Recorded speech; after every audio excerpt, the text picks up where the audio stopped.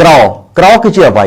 ក្រគឺជាជីវភាពមួយដែលមនុស្សគ្រប់ជាន់ថ្នាក់ដែលរស់នៅក្នុងសង្គមអ្នកណាក៏ខ្លាចរអានឹងជីវភាពក្រដែរមិនថាអ្នកជាអ្នកធ្វើការអ្នករកស៊ីមន្ត្រីរាជការដែលមានមុខមាត់បុណ្យស័ក្តិឋានៈឬក៏អំណាចធំប៉ុណ្ណានោះទេប៉ុន្តែពួកគេរស់នៅក្នុងសង្គមរាល់ថ្ងៃហ្នឹងប្រឹងប្រែង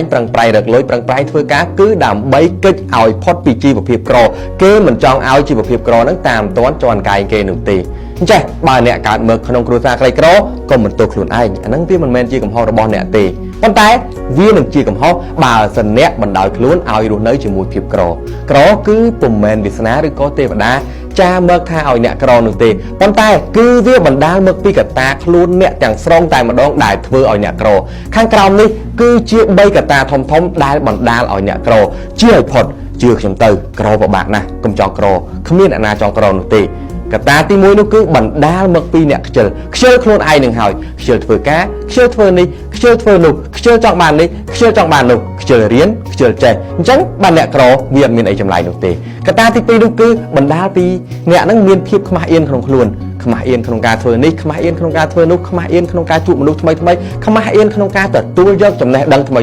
ប៉ុន្តែអ្នកទាំងអស់គ្នាអត់ដឹងទេថាភាពខ្មាស់អៀនហ្នឹងគឺវាអត់បានជួយអ្វីដល់ជីវិតរបស់អ្នកទាំងអស់គ្នាទេផ្ទុយទៅវិញវាមានតែបំផ្លាញ